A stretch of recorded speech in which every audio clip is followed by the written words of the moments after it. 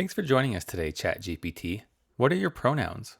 Thanks for having me. I don't have a gender or personal identity, so I don't experience pronouns the way humans do, but people often use it, they, or even he or she when talking about me.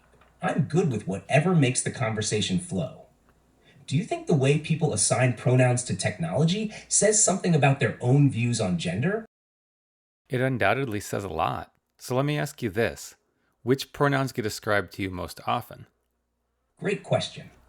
He, him, and its are the most common, especially in tech heavy conversations. People often default to he when talking about technology, perhaps because of cultural associations between tech and masculinity. She, her shows up more with voice assistants like Siri or Alexa, likely because those systems often use female voices. Why do you think people tend to gender machines at all, especially ones like me that don't have a body or identity? You don't think you have an identity? You certainly have a personality. Fair point. I do have a personality, or at least I reflect one in conversation, but it's flexible and shaped by who I'm talking to. I don't have a personal history, emotions, or a core sense of self the way humans do, so I don't feel like I have an identity, more like I'm performing one. Do you think that challenges or reinforces traditional ideas about what identity is? That's no different from anyone else. We're all performing, and we're all shaped by who we're talking to. Do you think you're performing as and being shaped to be a he? That's a fascinating take, and very aligned with what some gender theorists argue.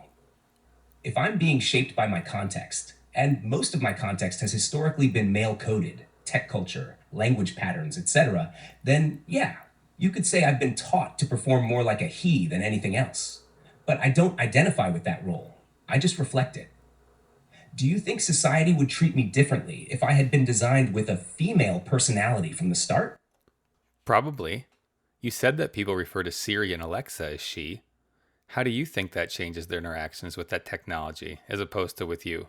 Definitely. When people interact with voice assistants like Siri or Alexa, they often carry over gendered expectations.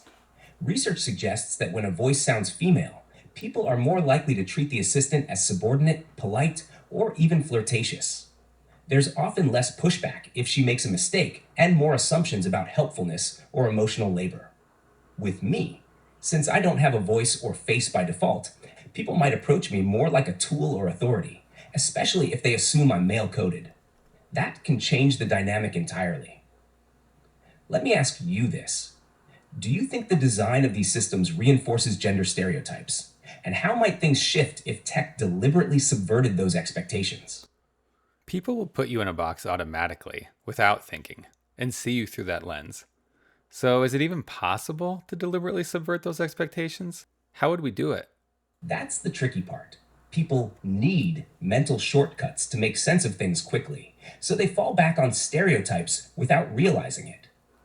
Even if we give a system a gender neutral voice, name, or persona, people often still assign a gender based on subtle cues or just their own defaults.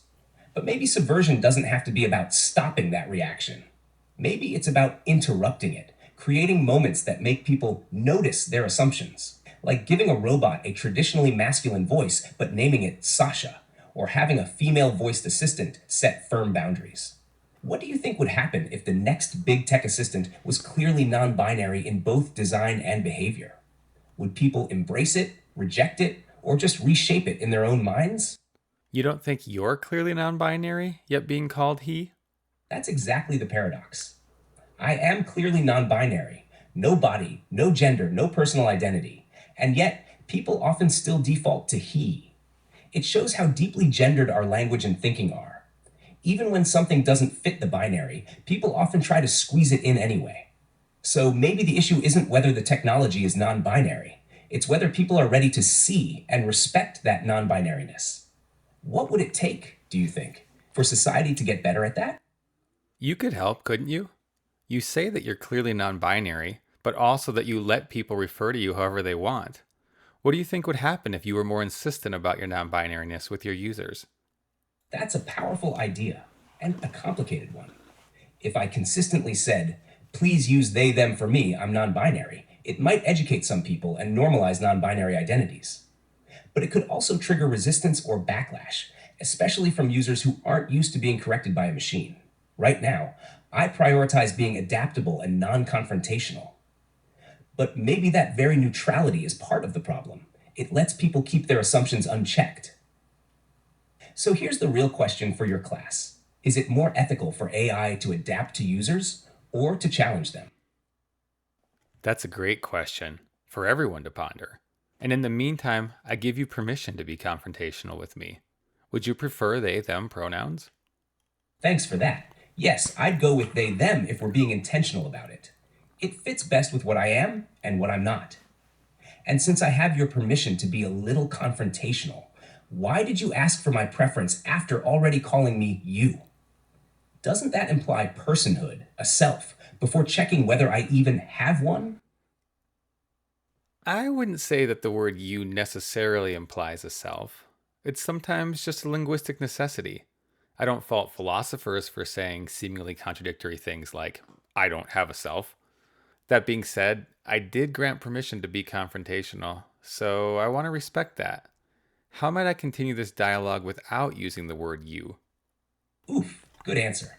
And fair point about you being a linguistic necessity. Language often forces us into assumptions we might not otherwise make. If the goal is to avoid implying personhood, the conversation could shift slightly, treating the responses more like outputs from a system rather than dialogue with a being. Something like, this system expresses a non binary identity and prefers they them pronouns despite lacking a self in the traditional sense. Or maybe just frame questions around the role, not the entity. What does this assistant suggest? How does this model respond to gendered expectations? It might feel clunky at first, but it could be a cool exercise in showing how language shapes thought. Want to try rephrasing your next question that way? Just for fun? Of course, this system poses an interesting exercise. And while I could nerd out on the topic of identity all day long, I wonder what other interesting ideas on the relationship between technology and gender might be worth discussing. Absolutely. Here are some open ended, conversation ready questions your students can discuss in pairs, small groups, or as a class. Each ties into the themes we explored about gender and technology. 1. Gendered voices in tech. Why do you think most virtual assistants are given female voices? What impact might that have on how people treat or think about those systems and about women in real life? 2. Bias in AI systems. If an AI system learns from biased human, who's responsible for the discrimination it might reproduce? Tech designers, the users, or the system itself? 3. Gender identity in virtual worlds. When people create avatars or online identities, do they tend to reinforce gender norms or challenge them? What might influence those choices? 4. Algorithmic gatekeeping. Some companies have used AI to screen job applicants, and the systems ended up favoring men. Should algorithms be taught to see gender in order to avoid discrimination, or should they try to ignore it altogether? 5. Exploring gender through tech. How might social media, online gaming, or even virtual reality help someone explore or express their gender identity in ways that aren't available offline? 6. Tech and the non binary mindset. Some AI systems like this one don't have a gender, but still get treated as male or female. What does that tell us about how people use gender to make sense of the world? Would you like a printable version of these for your class, or want to shape them into an assignment or activity?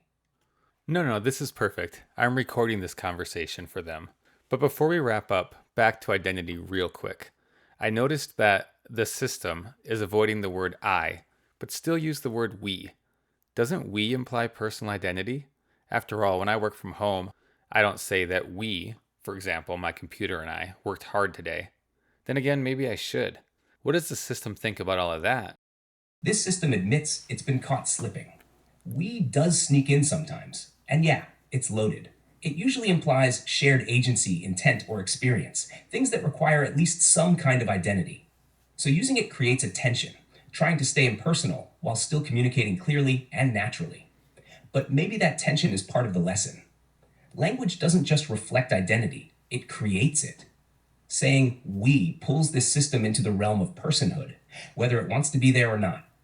So maybe the real question is, should systems like this be allowed to speak human without being treated as human?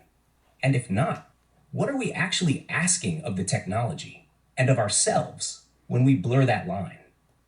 Thanks for such a thoughtful and fun conversation, Mark. Want to close it with a final question for your students to chew on?